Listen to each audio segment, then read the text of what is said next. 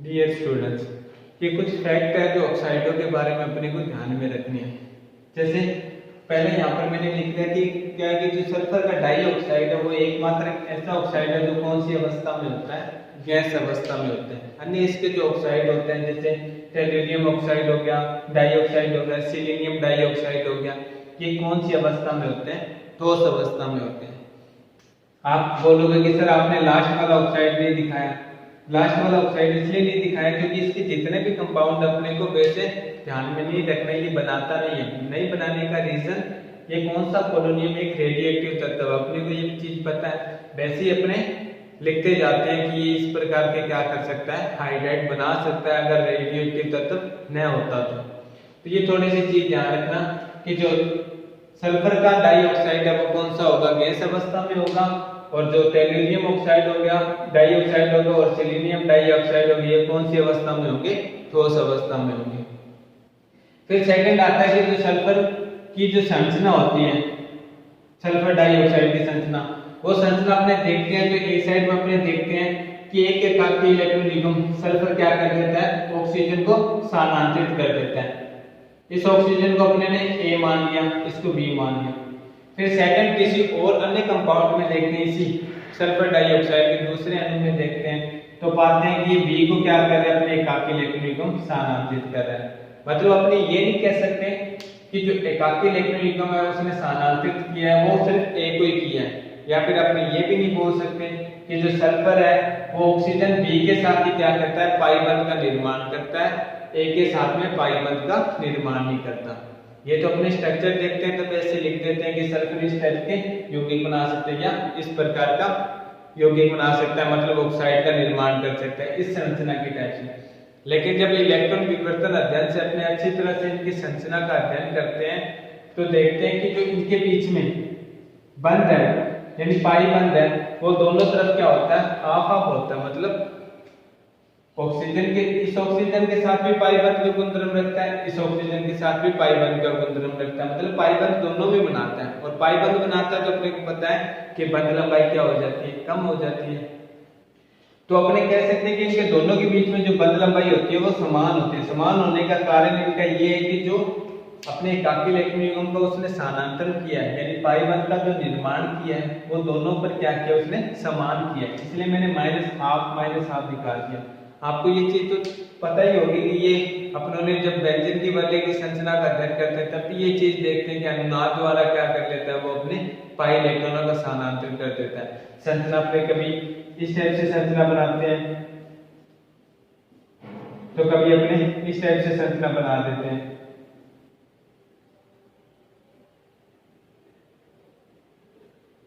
और फिर ओवरऑल अपने क्या लिख देते हैं कि व्यंजन की संरचना किस टाइप से होती है, इस टाइप से लिख देते हैं। मतलब उसका मतलब पाई बंध क्या सभी के साथ स्थानांतरित हो रही है। उसी प्रकार से सल्फर की जो ये ऑक्साइड की संरचना होती है इसमें क्या होते हैं कि जो पाई बंध होता है वो सभी पर क्या रहता है, दोनों ऑक्सीजन पर समान वितरित रहता है। इसलिए अपने कह सकते हैं कि जो ये बंध लंबाई होती है S2 ये क्या होती है, एक समान होती है। O से लेकर S तक और S से लेकर O तक क्या होती है, बंध लंबाई क्या होती है, समान होती है। और कितनी होती है, 143 माइक्रोमीटर होती है। 143 आर्मस्ट्रॉन्ग बोल सकते हैं इसे, मीटर में काउंट कर लेते हैं, ठीक है। उसके बाद में सेकंड आता है कि टेलुरियम डाइऑक्साइड और सेलेनियम डाइऑक्साइड है, ये कौन सी अवस्था में होते हैं, ठोस अवस्था में होते हैं। ठोस अवस्था में होने का कारण कि जो ये अणु होते हैं ये आपस में कौन सी अवस्था में रहते हैं, बहुलीकृत अवस्था में रहते हैं, बहुलीकृत अवस्था में रहते हैं। बहुलीकृत अवस्था में किस प्रकार से रहेंगे, सिंगल बॉन्डेड द्वारा जुड़े हुए मिलेंगे। सिंगल बॉन्डेड द्वारा क्या रहेंगे, ये जुड़े हुए मिलेंगे इस टाइप से। इस टाइप से जुड़े हुए रहने के कारण अपने कह सकते हैं ये कौन सी संरचना का निर्माण करते हैं, ठोस संरचना का निर्माण करते हैं। इसलिए इसके जो ऑक्साइड होंगे वो यानी टेलुरियम डाइऑक्साइड और सिलीनियम डाइऑक्साइड कौन सी अवस्था में रहेंगे, ठोस अवस्था में रहेंगे। रीजन बहुलीकृत संरचना। बस उसके बाद में आता है कि इनके ऑक्साइडों की अपचायक और ऑक्सीकारक प्रवृत्ति। तो अपनों ने देखा था अपचायक प्रकृति में कि जितनी आसानी से अपने को हाइड्रोजन मिलेगा उतनी ही उसकी अपचायक प्रकृति ज्यादा होगी। ऑक्सीकारक प्रवृत्ति का मतलब जितनी आसानी से वो क्या मिलेगा, अपने को ऑक्सीजन मिलेगा, उतनी उसकी ऑक्सीकारक प्रकृति ज्यादा होगी। तो अब यहाँ पर अगर आपसे अपचायक गुणों की बात कर ले तो अपने को पता है कि वर्ग में ऊपर से नीचे जाएंगे तो ऑक्सीजन के मिलने की संभावना क्या हो जाएगी, बढ़ जाएगी, क्योंकि कह सकते हैं ना कि टेरियम का जो ऑक्साइड बनेगा इस टाइप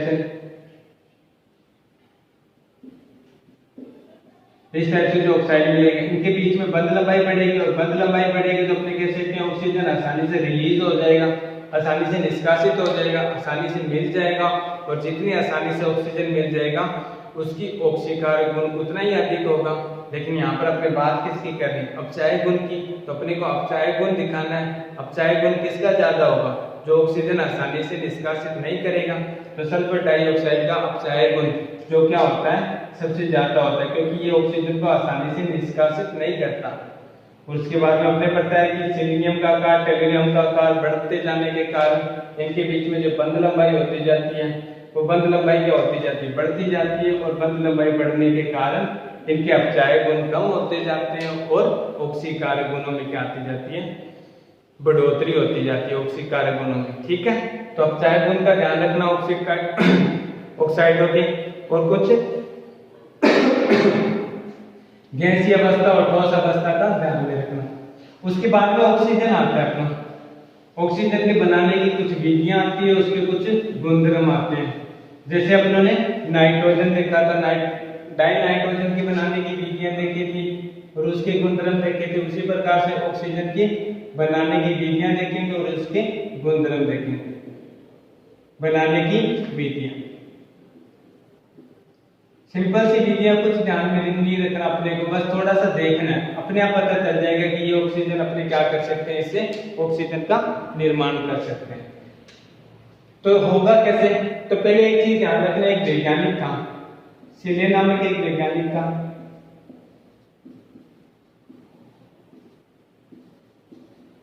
एक वैज्ञानिक था जिसने सर्वप्रथम जो ऑक्सीजन का जो निर्माण था वो किससे किया था, मर्क्यूरिक ऑक्साइड से किया था।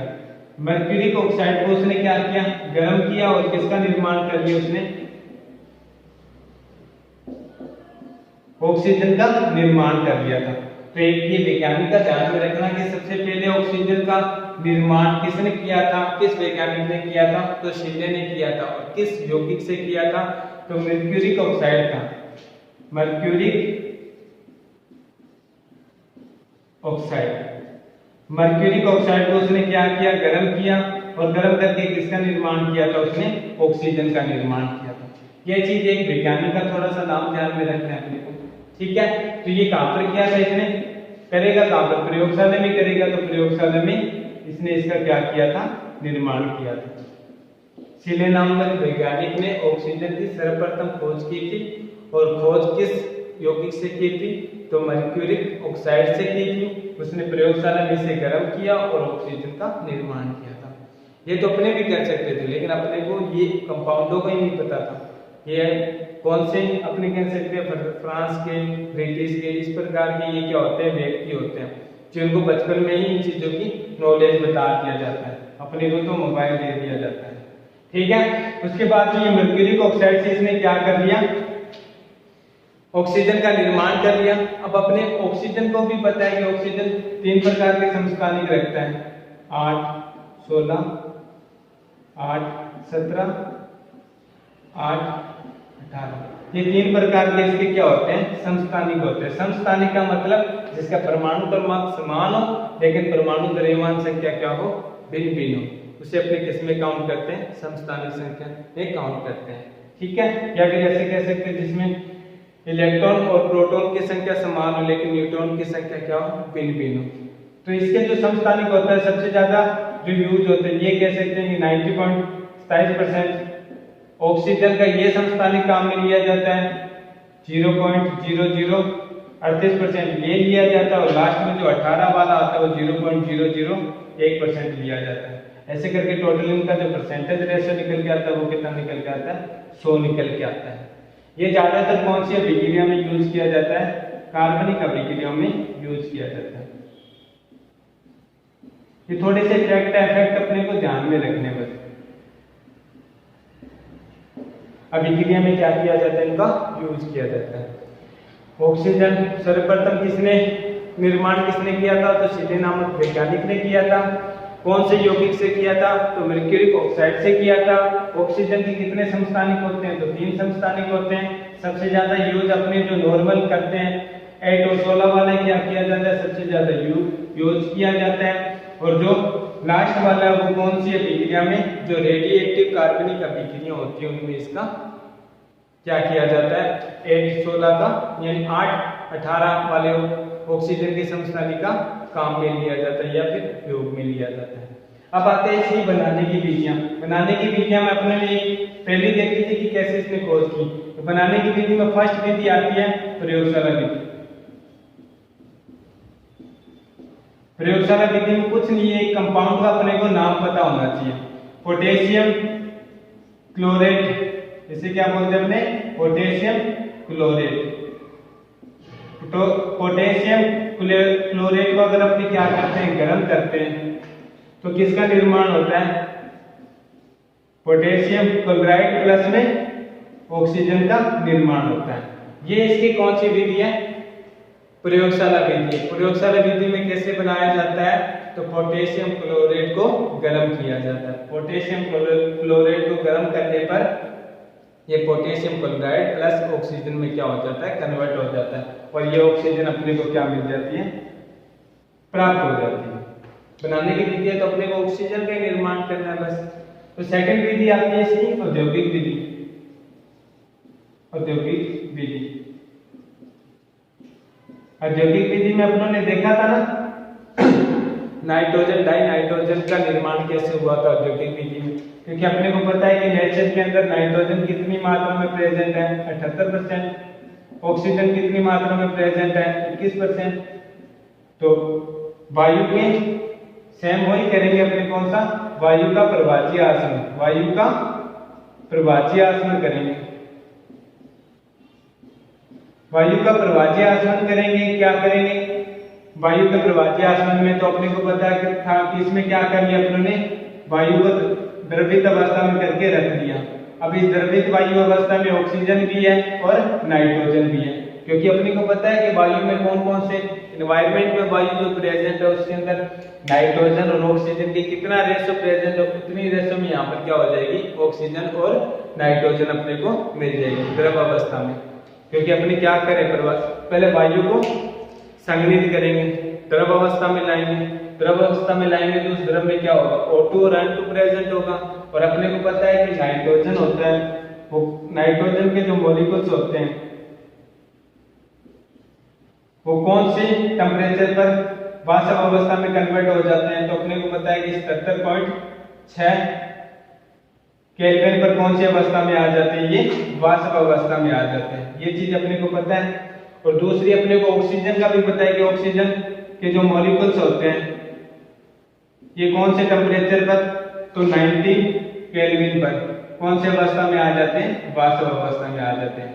ये टेम्परेचर अपनों ने देखा था प्रयोगशाला में यानी औद्योगिक निर्माण में NO2 के। सेम यहाँ पर ये टेम्परेचर ध्यान में रखना है। अपने क्या करेंगे? इसको गर्म करेंगे।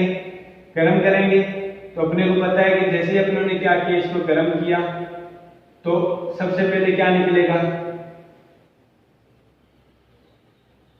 दूसरा पात्र ले लिया अपनों ने, इसके साथ में क्या लगा दिया अपनों ने? बर्फ लगा दी।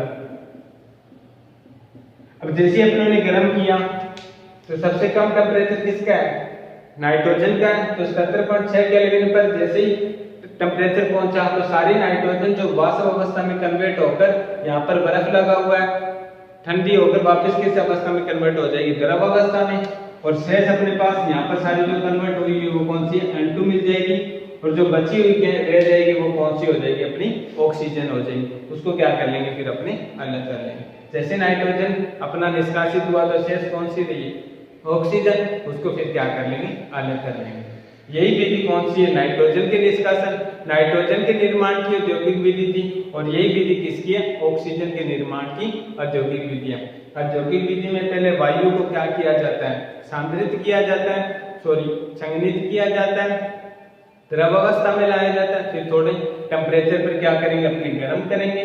गर्म करेंगे तो अपने को पता है कि जो नाइट्रोजन है डाई नाइट्रोजन है वो कौन से टेम्परेचर पर 70.6 केल्विन पर वाष्प अवस्था में आ जाती है। जैसे वाष्प अवस्था में आएगी अपनों ने क्या कर लिया, इसे एक पाइप से जोड़ दिया और दूसरी साइड एक हिमकर पात्र बना दिया। अब जैसे यहाँ पर नाइट्रोजन पहुंचेगी वाष्प अवस्था में तो ठंडी होकर क्या हो जाएगी, द्रव अवस्था में कन्वर्ट हो जाएगी और यहाँ पर शेष रह कौन सी जाएगी, अपने पास O2 रह जाएगी। उस O2 को अपने क्या कर लेंगे, अलग कर लेंगे। तो ये दो, एक प्रयोगशाला विधि और एक औद्योगिक विधि अपने को ध्यान में रखना है, ठीक है। और सबसे पहले प्रयोगशाला विधि में पोटेशियम क्लोराइड का ध्यान में रखना है और सिल्ले के लिए अपने को ध्यान में कौन सा रखना है, तो सिल्ले के लिए एक मर्क्यूरिक ऑक्साइड ध्यान में रखना है। फिर कुछ अन्य कंपाउंडों से भी अपने क्या कर सकते हैं, इसका निर्माण कर सकते हैं। जैसे आपको बताया था मर्क्यूरिक ऑक्साइड से भी क्या कर सकते हैं, निर्माण कर सकते हैं। सिल्वर ऑक्साइड से भी क्या कर सकते हैं, निर्माण कर सकते हैं। और जैसे Pb लेड टेट्रा ऑक्साइड बोलते हैं, इसे लेड टेट्रा ऑक्साइड बोलते हैं। लेड टेट्रा ऑक्साइड से भी अपने क्या कर सकते हैं, इसका निर्माण कर सकते हैं। तो कैसे निर्माण करेंगे, इसे लेड टेट्रा ऑक्साइड को अपने लाल सिंदूर भी बोलते हैं, लाल सिंदूर भी इसे क्या कहते हैं, अपने बोलते हैं। इनको भी अपने गर्म करके क्या कर सकते हैं, ऑक्सीजन का निर्माण कर सकते हैं। ऑक्सीजन बना देना, साथ में जो कंपाउंड है वो लिख देना, प्लस में 2 और 1। इसमें लेड ऑक्साइड बन जाएगा, प्लस में और 2 निष्कासित हो जाएगा। ये कुछ कंपाउंड है इसके अपने, यानी कुछ यौगिकों से, कुछ ऑक्साइडों से या कुछ यौगिकों से भी अपने क्या कर सकते हैं, ऑक्सीजन का निर्माण कर सकते हैं। इसी प्रकार से कुछ लवणों से भी अपने क्या कर सकते हैं। लवण कौन से थे, तो अपनों ने देखा तो पोटेशियम क्लोराइड था और अन्य भी लवण हो सकते हैं जैसे HClO4। इस प्रकार के कंपाउंडों को भी गर्म करके क्या कर सकते हैं, अपने ऑक्सीजन का निर्माण कर सकते हैं। और अपने कह सकते हैं कि जैसे हाइड्रोजन पेरोक्साइड है उसको अपने गर्म करके इसमें कन्वर्ट कर सकते हैं, H2 प्लस में O2 से भी कन्वर्ट कर सकते हैं। तो ये कुछ प्रकार के यौगिक है जिनसे अपने क्या कर सकते हैं, ऑक्सीजन का निर्माण कर सकते हैं। कोई भी आपने को ऐसी रिएक्शन मिलती है जहां पर अपने को दिख जाए कि हाँ ऐसे ऑक्सीजन क्या हो रहा है, बन रहा है, तो अपने कह देंगे कि ये कौन सी किसके निर्माण की विधि है, ऑक्सीजन के निर्माण की विधि है। एक दूसरी एक रिएक्शन आती है जो जल के अपघटन से होता है, जल के विद्युत अपघटन से भी ऑक्सीजन का निर्माण होता है। ये अभिक्रिया क्यों आपको बता रहा हूं, अपने को पता है कि वाटर है, वाटर का अपने को क्या कराना है, विद्युत अपघटन कराना है, विद्युत अपघटन कराना है। वाटर का जैसे अपनों ने विद्युत अपघटन कराया तो अपने को पता है कि विद्युत अपघटन में दो कैथोड लिए जाते हैं, एक तो एनोड दूसरा कैथोड। तो एनोड पर क्या प्राप्त हो जाएगी, अपने को हाइड्रोजन गैस और कैथोड पर ऑक्सीजन गैस प्राप्त हो जाएगी। ये कौन सी विधि है, तो ये वाटर के जल अपघटन से भी क्या होता है, ऑक्सीजन का निर्माण होता है। इस अभिक्रिया को कहते हैं या फिर प्रयोगशाला विधि को कहते हैं, दोनों में से चेक कर लेना। एक अभिक्रिया को अपने डाकन अभिक्रिया भी कहते हैं, डाकन अभिक्रिया भी कहते हैं। या तो पोटेशियम क्लोराइड वाली होगी या फिर ये रिएक्शन होगी, दोनों में से एक रिएक्शन को पूछ लेते हैं कभी नेमिंग से, या फिर दो ही होगी, दोनों में से कोई होगी, वो चेक कर लेंगे अपने, ठीक है। नेक्स्ट वीडियो में आपको बता दूंगा कि कौन सी डाकन अभिक्रिया किसको कहेंगे। तो डाकन अभिक्रिया दोनों में से कोई भी, यानी पोटेशियम क्लोराइड वाली हो सकती है जो प्रयोगशाला विधि देखी थी, या फिर ऑक्सीजन यानी जो वाटर है, तो वाटर का क्या कराया अपने ने, विद्युत अपघटन कराया, इससे भी क्या होता है, ऑक्सीजन का निर्माण होता है। ये कुछ अभिक्रिया अपने को ध्यान में रखनी है। मेनली प्रयोगशाला विधि पोटेशियम क्लोराइड सिल्ले नामक वैज्ञानिक ने कौन से यौगिक से की थी, वायु के ऑक्सीजन से, और जल के विद्युत अपघटन से किस प्रकार से करोगे। तो ये ऑक्सीजन के बनाने की कुछ विधियां थी। उसके बाद में आती है कि ऑक्सीजन जो मेनली होता है वो कैसे मिलता है। तो मेनली ऑक्सीजन जो नेचर के अंदर 21% ऑक्सीजन है, आपसे पूछ ले कि 21% ऑक्सीजन आता कहां से है। 21% ऑक्सीजन है, ये कहां से बनता है, बनने का कोई सोर्स तो होगा नेचर के अंदर। तो अपने ने जो रिएक्शन देखी थी कार्बोहाइड्रेट की, कार्बन डाइऑक्साइड के X मॉलिक्यूल्स लिए थे, वाटर के Y मॉलिक्यूल्स लिए थे। जो पौधों के अंदर अभिक्रिया होती है कौन सी? प्रकाश संश्लेषण। कुछ आया माइंड में? अपनों ने कार्बोहाइड्रेट वाला चैप्टर देखा था, लेकिन अब तो वो कार्बोहाइड्रेट वाला चैप्टर आप देखोगे ही नहीं, क्योंकि वो आपके सिलेबस से हटा दिया गया पूरा का पूरा चैप्टर। तो लेकिन कुछ चीजें तो ध्यान में रखोगे, जैसे आगे अपने को काम आएगी। तो वाटर के मॉलिक्यूल्स जब अपने किसका, कार्बन डाइऑक्साइड और वाटर का क्या कराते हैं, अपने को पता है कि प्रकाश संश्लेषण की जो रिएक्शन होती है वो पत्ते पर होती है। पत्ते पर कौन सी जगह पर? क्लोरोफिल नामक स्थान पर होती है। वहां पर होता है क्या, वाटर का मॉलिक्यूल्स पत्ती के ऊपर आ जाता है और कार्बन डाइऑक्साइड नेचर से मिल जाती है। ये दोनों आपस में सम्मिलित होकर किसका निर्माण करते हैं? किसका निर्माण करते हैं? कार्बोहाइड्रेट का निर्माण करते हैं। प्लस में किसको निष्कासित कर देते हैं? ऑक्सीजन की।